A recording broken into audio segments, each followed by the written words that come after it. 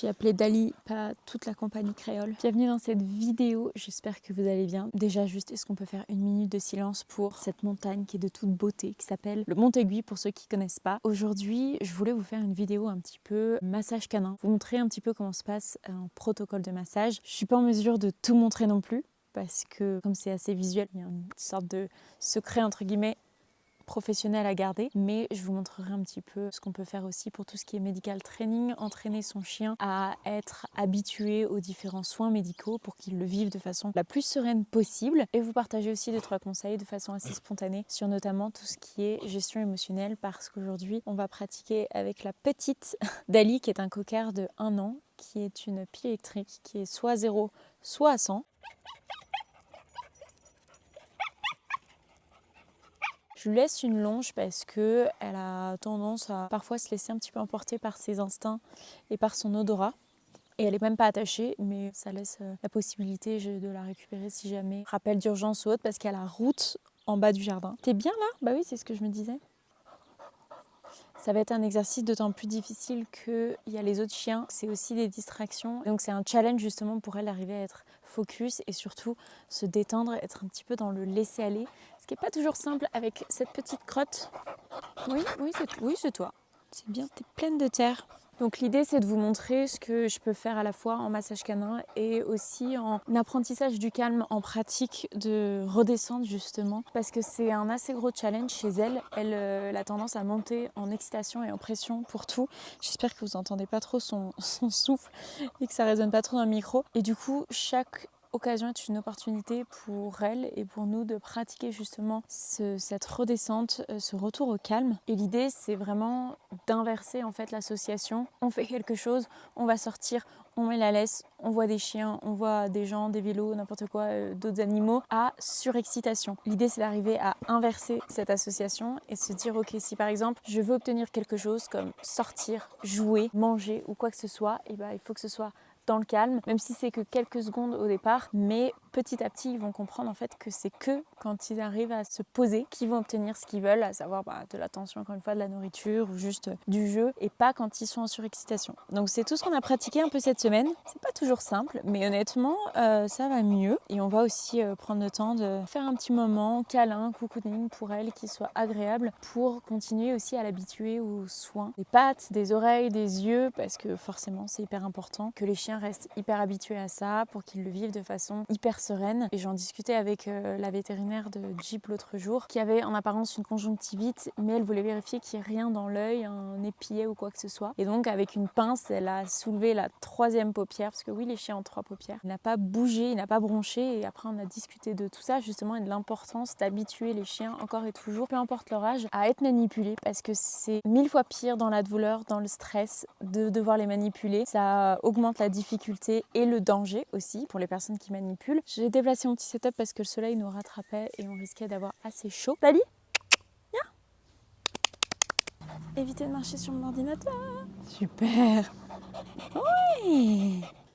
Il y a vraiment des mini trucs, des pieds qui se coincent dans ses poils. Ça va être la bonne occasion aussi pour l'inspecter, vérifier que justement elle n'en a pas, ou alors tic ou autre. Ce sera un bon moment pour le faire. Donc Dali a 1 an pile, et j'ai fait sur elle beaucoup le protocole chiot pour justement continuer à l'habituer encore une fois à tout ce qui était le fait de toucher les pattes, etc. Elle aurait techniquement l'âge pour le protocole plus détente, qui est plus adapté aux chiens justement adultes qui ont l'habitude d'être manipulés déjà un petit peu. Mais je pense que je vais faire un mix des deux, parce qu'elle commence à être plus à l'aise avec tout ça, mais parfois sur certains points ça nécessite de pratiquer encore un petit peu l'apprentissage et le fait de l'habituer à différentes choses. T'as une langue affreuse. Qu'est-ce qu'elle t'en fait, c'est top. Je lui laisse le collier parce que si jamais elle s'échappe, c'est plus facile. Si on était en intérieur, je lui enlèverais. Le massage canin, au départ, il y a toujours une ouverture pour justement introduire un petit peu le chien au massage, ou le massage au chien, je ne sais pas dans quel sens. Le but ici c'est que je sois la plus calme et apaisée possible. C'est pas toujours simple quand on a un petit asticot qui est juste ici et qui a qu'une envie, c'est de faire la java, mais c'est hyper important parce que elle va s'imprégner de mon énergie, et donc si moi-même je suis agitée ou frustrée ou agacée ou quoi que ce soit, et que ça se traduit par des gestes un peu plus saccadés, un peu plus tendus, ou alors une respiration un peu plus rapide, mon rythme cardiaque, etc., elle va le ressentir. Donc c'est hyper important que moi-même je sois dans un état d'esprit et une approche et une énergie la plus calme possible. Mais je vais commencer par un petit scan complet pour justement lui faire comprendre que on va manipuler un petit peu tout ce petit corps là.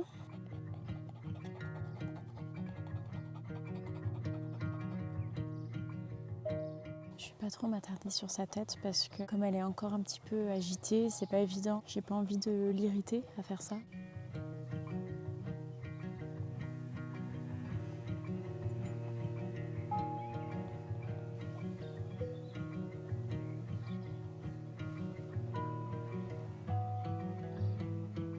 Il y a des petits gestes qui consistent à délicatement soulever un petit peu la peau. Généralement, c'est quelque chose qu'ils aiment bien. La raison pour laquelle j'ai voulu pratiquer le massage canin, c'est que pour moi, c'est quelque chose qui est très complémentaire en fait de l'éducation et du travail sur le comportement général. De la même façon que notre bien-être mental et physique est lié.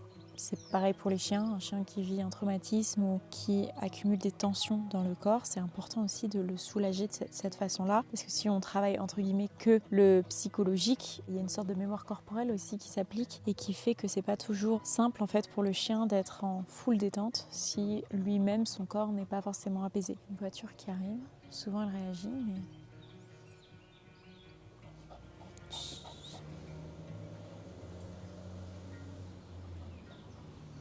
c'est très bien ça.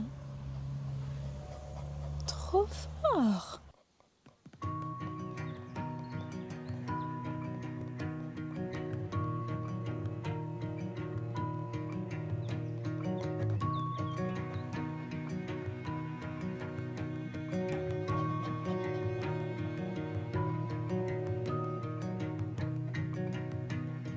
Le protocole chiot est un peu plus superflu, on rentre un petit peu moins dans le détail. J'adapte justement un petit peu en fonction des tempéraments quand je peux le faire. Tout ça, ça rentre dans le medical training. L'idée, c'est de continuer à l'habituer à être tritouillée, manipulée, que ce soit pas étranger pour elle, qu'à un moment on se mette à toucher les coussinets ou alors les griffes. Encore une fois, dans le but que ça reste le plus serein pour elle surtout. Et pour les personnes aussi qui manipulent. Ouais. Oui.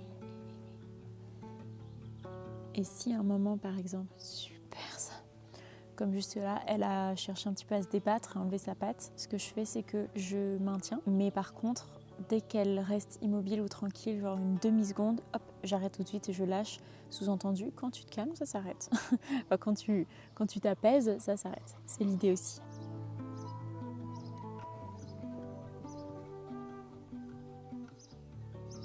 Tous les jeunes chiens et potentiellement ceux qui ne sont pas forcément habitués vont avoir cette tendance à gesticuler, à bouger, à changer de position. Et c'est toute la difficulté, on va dire, du massage canin, c'est qu'on travaille avec du vivant. Le massage souvent dure autant de temps que le chien en fait l'accepte et le tolère. Et il y a des jours où ils sont pas dans l'état d'esprit et c'est ok. Et il y a des jours où c'est peut-être nous, donc nous on est en mesure de contrôler ça, mais c'est à nous du coup de s'adapter, faire en sorte que déjà ce soit le plus agréable possible pour le chien. J'insiste pas mal là sur ses pattes, sans faire forcément de mouvements précis, mais encore une fois l'idée c'est vraiment de travailler ce medical training pour continuer à l'habituer.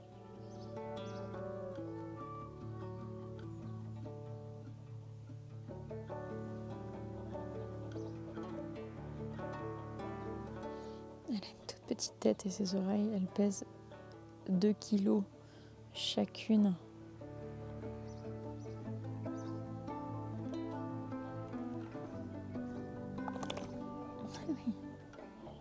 Pareil là, je fais pas forcément dans un ordre précis, mais on va travailler le fait de potentiellement regarder un peu les dents,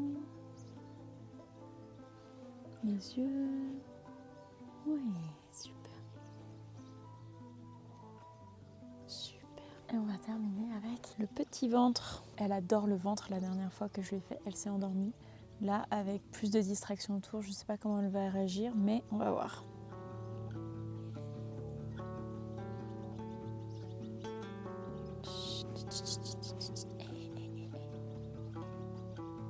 Ça gargouille.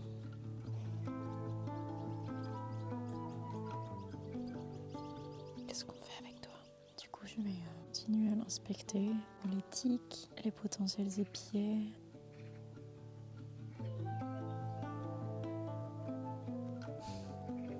peut plus bouger.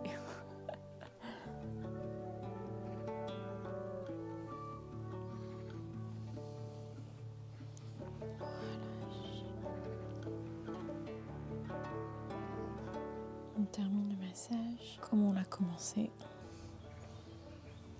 C'est sur cet apaisement qu'on va terminer cette vidéo. Elle reste un petit peu alerte forcément parce qu'on reste en extérieur, parce qu'il y a plein de distractions autour, mais honnêtement, il y a un avant-après quand même. Toi qui ne tenais pas en place tout à l'heure. Possible qu'elle reparte comme une bombe, mais quand même, il y a du mieux. Et c'est typiquement le genre d'exercice, même sans forcément faire un massage complet, qui peut être intéressant à faire avec son chien, se poser dans un endroit calme, serein, même en intérieur, et habituer son chien à la redescente en pression, au calme. S'il n'aime pas particulièrement les gestes, les manipulations, les moments un petit peu câlins physiques, ça peut être juste par exemple se poser à côté de lui, lire un livre, prendre un moment pour respirer, même nous en fait se relaxer sans forcément qu'il y ait d'interaction directe avec le chien. Je ne vais pas la retenir trop longtemps parce que je veux pas qu'elle se refrustre et qu'elle remonte en excitation pour rien. Je sens qu'elle a senti un truc, qu'elle est sur une piste. S'il y a des sujets que vous souhaiteriez que j'aborde dans une prochaine vidéo, n'hésitez pas à les laisser dans les commentaires. Merci en tout cas d'avoir regardé cette vidéo, j'espère qu'elle vous aura plu. Prenez soin de vous et je vous dis à très bientôt.